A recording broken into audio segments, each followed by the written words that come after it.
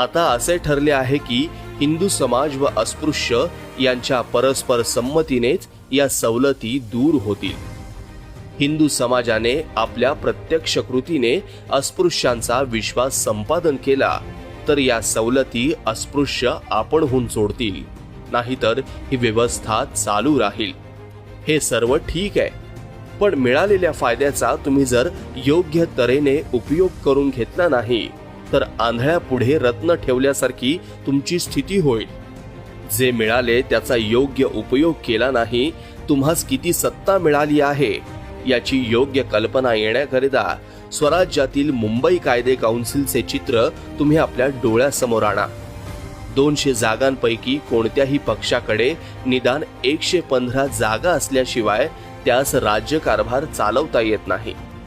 या प्रांतात सर्वात अधिक जागा हिंदूंच्या वाट्याला आल्या आहेत आणि त्या जवळजवळ 100 आहेत. या 100त तुमच्या 15 शिवाय राज्यकारभार हाकता येईल काय? मुसलमान वगैरे इतर लहान गटासंबंधाने तर बोलावयास नको. तेव्हा तुमच्या हातात एक अलौकिक शक्ती आली आहे. तिचा तुम्ही आपली आर्थिक उन्नती करून घेण्याकरिता उपयोग केला पाहिजे. दुसरी एक महत्वाची व मननीय सूचना तुम्हास द्यावयाची आहे. आज जिकडे तिकडे तुमच्याकरिता देवालयांचे दरवाजे उघडण्याचे प्रयत्न चालू आहे.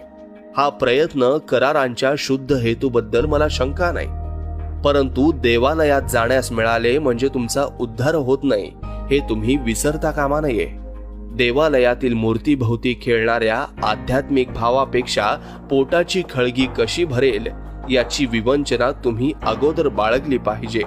खाण्यास पुरेसे अन्न नाही, अंगभर वस्त्र नाही, शिक्षण घेण्याची सोय नाही, द्रव्याच्या अभावी औषध पाणी घेता येत नाही, अशा दैन्यावस्थेत सापडलेला आपला समाज आहे. ही परिस्थिती पालटून आयुष्यातील आवश्यक सुखसोयी उपभोगण्यास मिळतील या ध्येयाने तुम्ही आपल्या पुढील कार्यक्रम आखला पाहिजे. देवालयात जाण्याचे मार्ग मोकळे झाले, केवळ अस्पृश्यता दूर झाली म्हणून मिळालेले हक्क गमाविणे उचित होणार नाही. आजची आपली दैन्यावस्था ही दैव दुर्विलासाचे फळ आहे. या खुळचट व आत्मवंचक कल्पनेला अजिबात फाटा द्या. ही माझी पक्की खात्री आहे की या भोळकट कल्पनांना झुगारून देऊन आपल्यातील प्रत्येक इसम राजकारणाकडे लक्ष ठेवून राजकीय सत्तेचा योग्य उपयोग करून घेईल, तर आपल्या समाजाची दुःखे दूर झाल्याशिवाय राहणार नाहीत. एक अत्यंत महत्वाची गोष्ट मात्र ही की तुम्ही जे पुढारी निवडाल, ज्यांच्यावर तुम्ही विश्वास ठेवाल, ते तुमचे खरे मार्गदर्शक होतील. तुमचे हित व त्यांचे हित एक असेल व जे स्वार्थी नसतील असेच पुढारी तुम्ही निवडा. दुसऱ्या पक्षाच्या ओंजळीने पाणी पिणारे किंवा भाडोत्री कामे करणारे लोक तुमची केवळ फाटाफूट करतील. ते तुम्हास दगा दिल्याशिवाय राहणार नाहीत. तरी या मानधारी पुढाऱ्यापासून तुम्ही दूर राहा. यापुढे आपल्याला पुष्कळ कामे करावयाची आहेत. आज आपल्याजवळ स्थिर अशा संस्था नाहीयेत. सर्व चळवळींचे केंद्रस्थान म्हणून एखादी स्वतंत्र जागा नाही. हर एक कामे करण्याकरिता 2 लाख रुपयांचा निधी उभारण्याचा मी संकल्प केलाय. वयात आलेल्या प्रत्येक स्त्री पुरुषाने या फंडात भर घातली पाहिजे. तुम्ही जनता पत्राचा खप वाढविला पाहिजे. ते आपले मुखपत्र आहे. त्या पत्राद्वारे जनतेस स्फूर्ती उत्पन्न होणार आहे. तेव्हा ते पत्र स्वावलंबी करणे तुमचे कर्तव्य आहे.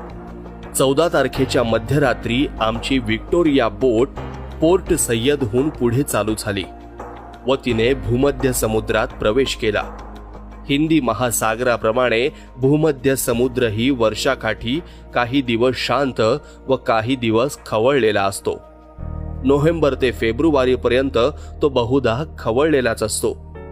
त्याप्रमाणे 15 तारखेला सकाळी त्याने उग्र रूपच धारण केलेले दिसते. त्या दिवशी 12 वाजेपर्यंत त्याचे तुफान सुरू होते व त्यामुळे बोटीवरील सर्वांच्या हालचाली बंद होत्या. जो तो आपला केबिनचा आश्रय धरून बसला होता.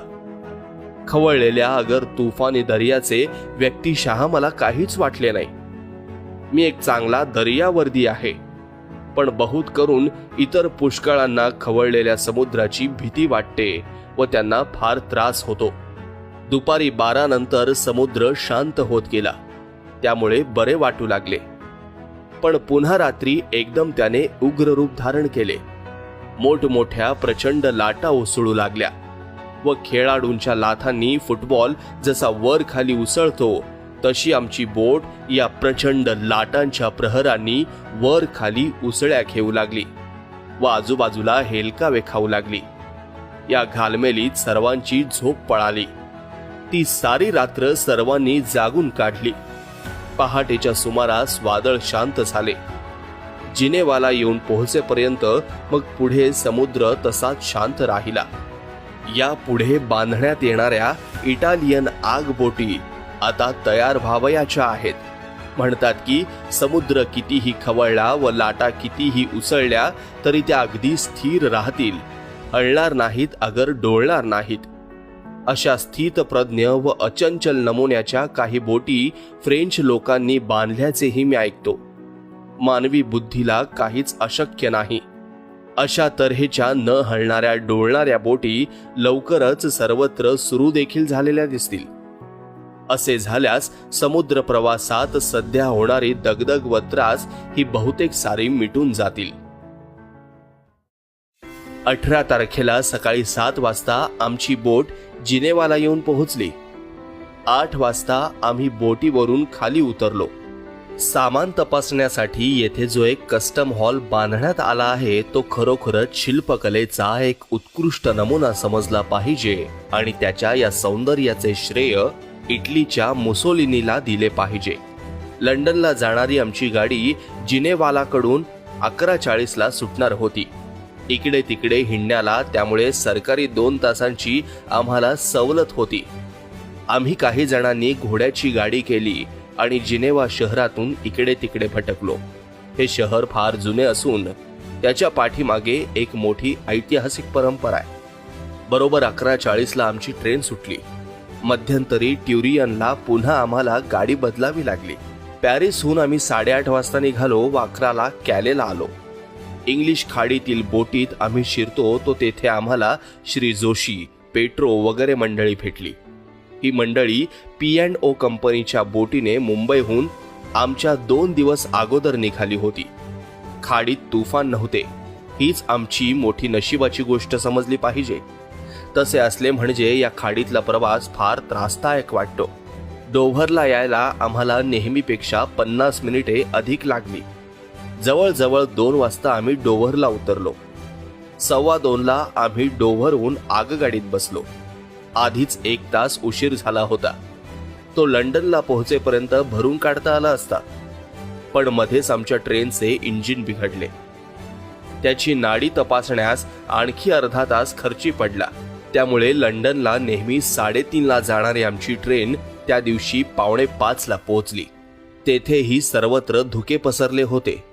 चोहोकडे अंधार पसरला होता. आपापल्या स्नेहसोबत्यांना भेटण्याकरिता व्हिक्टोरिया स्टेशनवर मंडळी येऊन तिष्ठत उभी होती.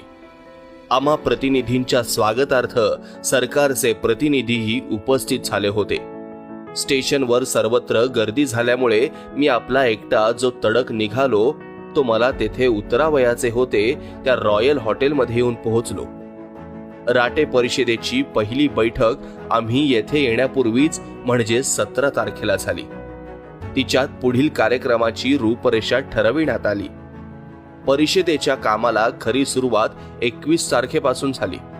आमची अशी अपेक्षा होती की मुसलमान प्रतिनिधी आता आम्हा इतर प्रतिनिधींशी एकमत करून हिंदुस्थानाकरिता हिंदी लोकांना जबाबदार अशा राज्य पद्धतीची आमच्याबरोबर मागणी करतील, कारण जाती विशिष्ट अशा त्यांच्या बहुतेक मागण्या त्यांच्या पदरात पडलेल्या आहेत.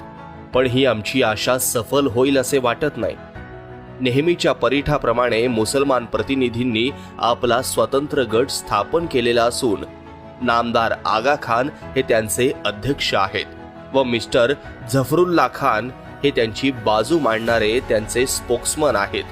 सर्व राटे परिषदेत हा मुसलमानांचाच फक्त एक संघटित असा गट आहे. हिंदू हे आपल्या पूर्व परंपरेनुसार विभक्त व परस्परांपासून अलिप्त आहेत. हिंदूंपैकी प्रत्येक जण जो काही बोलेल व करील तो स्वतःच्या नावाने व स्वतःकरिता बोलेल अशी वस्तुस्थिती आहे. आणि सगळ्यात खेदाची व चिंतेची गोष्ट वाटते ती ही की हिंदू मुसलमानांचे येथेही एका देखील मुद्द्यावर एकमत अगर एकवाक्यता होऊ शकत नाही. हिंदूंबरोबर एकमत करून घेण्याची मुसलमानांना आवश्यकता मुळी भासली नाही. आपण म्हणू ते हिंदूंनी मान्य करावे असे मुसलमानांना वाटते. असे का असावे याचा देखील लोकांना फार अचंबा वाटतो. काहींच्या मते हिंदूंशी मतभेद ठेवण्यात मुसलमानांचे हित साधले जाते, कारण हिंदू मुसलमानांतील या मतभेदामुळे ब्रिटिशांना दोघांच्या भांडणात निर्णय देण्याची साहजिकच संधी मिळते. आणि मुसलमानांना अशी आशा वाटते की ब्रिटिशांनी दिलेल्या कोणत्याही वादग्रस्त बाबतीतील निर्णय आपल्याला हितकारक व अनुकूल असाच असेल.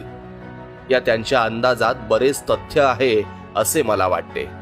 ते कसेही असो, पण ब्रिटिशांना मुसलमानांच्या वादात मध्यस्थी करून निर्णय देण्याचा अधिकार व संधी आहे ही वस्तुस्थिती हिंदू मुसलमानांतील ऐक्याला विघातक आहे.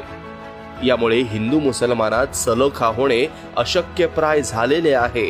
ही गोष्ट आता हिंदूंनी ओळखली असून आपण सुसंघटितपणे वागावे असे त्यांना वाटू लागले आहे. सर पेट्रो खेरीज सर्व हिंदू प्रतिनिधींना ऐक्याची जरूर तीव्रपणे भासू लागली आहे. पेट्रो हे माझ्या शेजारीच बसतात. त्यांना इंग्रज हे आपले पहिल्या प्रतीचे मित्र वाटतात. इंग्रजांच्या खालोखाल त्यांना मुसलमानांचा जिव्हाळा वाटतो. हिंदुस्तान अगर हिंदू यांना त्यांच्या हृदयात फारच अल्प स्थान आहे. आतापर्यंत ज्या प्रश्नांची वाटाघाट झाली त्यात अस्पृश्यांच्या मतदारसंघाचा व प्रतिनिधित्वाचा प्रामुख्याने विचार झाला. मला कळविण्यात आनंद वाटतो की आपल्या या प्रश्नांच्या बाबतीत कसल्याही प्रकारची घासघीस अगर प्रतिकूल टीका कोणीच केली नाही व आपले प्रश्न हे समाधानकारकपणे निकालात निघाले. अजून परिषदेपुढे तसा दुसरा मोठा कार्यक्रम व दुसरे अनेक भानगडीचे प्रश्न आहेत. 20 डिसेंबर पर्यंत हे कसे आटोपेल व आटोपो, पण या एकंदर कार्यक्रमाविषयी येथे फारच थोड्यांना उत्साह अगर आपलेपणा वाटत असलेला दिसून येतो. खरे व लोकांना जबाबदार असणारे स्वराज्य कधी पदरात पडेल याचा सर्वांना ध्यास लागलेला दिसतो. पण या खऱ्या स्वराज्याचा प्रश्न तर या परिषदेच्या कार्यक्रमात कुठेच दिसत नाही. याचा अर्थ असा की राज्य पद्धतीचे कागदी स्वरूप काय असावे हे ठरवून आम्ही परत येऊ. पण हे स्वराज्य अंमलात कधी येणार हे मात्र आम्हाला नक्की सांगता येणार नाही. ती गोष्ट गुलदस्त्यात राहणार आहे. पण याही प्रश्नाचा निकाल लावून घेण्याचे कोणीतरी ठरविले आहे असे म्हणतात. असे झाल्यास या प्रश्नामुळे उत्पन्न होणाऱ्या वादळात परिषदेचे तारू बुडण्याचा संभव आहे. तिसऱ्या राटे परिषदेचा हा तिसरा आठवडा आहे. मागील 2 परिषदांच्या बाबतीत जो एक प्रकारचा उत्साह व जी एक तऱ्हेची आशा वाटत होती ती या तिसऱ्या परिषदेच्या वेळी प्रतिनिधींनाही वाटत नाही. आणि ब्रिटिश जनताही या राटे परिषदेच्या कार्याकडे पूर्वीसारख्या कौतुकाने व आस्थेने लक्ष देताना दिसत नाही. येऊ घातलेल्या फेडरेशनची रूपरेषा कशी काय असावी व त्याच्या भोवती कोणकोणत्या बंधनाची कुंपणे असावी, ते फेडरेशन रूपी स्वराज्य नक्की आपल्या हाताला कधी लागेल हे जाणण्यास हिंदी प्रतिनिधी अधिक उतावीळ व उत्सुक झाले आहेत. पण हे फेडरेशन कधी प्राप्त होणार याचाच मुळी अंदाज लागत नाही. त्यामुळे सध्या जी चर्चा व काथ्याकूट येथे चालला आहे त्याच्यात भरीव असे विशेष काही कोणाला वाटत नाही. या परिषदेत असे कित्येक प्रतिनिधी आहेत की ते तिच्या कामकाजात मनापासून मुळी भागच घेताना दिसत नाही. त्यांच्या अनास्थेच्या मुळाशी दुसरेही एक कारण आहे. कार्यक्रम पत्रिकेत फेडरेशन कसे असावे या संबंधीच्या कालमर्यादेचा त्यात नामनिर्देशही नाही.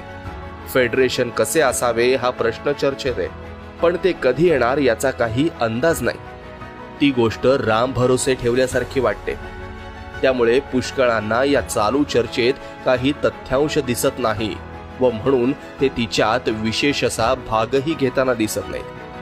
पुष्कळांना तर अशी भीती वाटते की हा प्रश्न शेवटपर्यंत असाच गुलदस्त्यात राहील व हिंदी प्रतिनिधींना फेडरेशन कधी येणार हे न समजताच परत फिरावे लागेल. पण हा प्रश्न कोणी विचारल्यास त्याचा निर्णय समाधानकारक लागेल असेही मला वाटत नाही.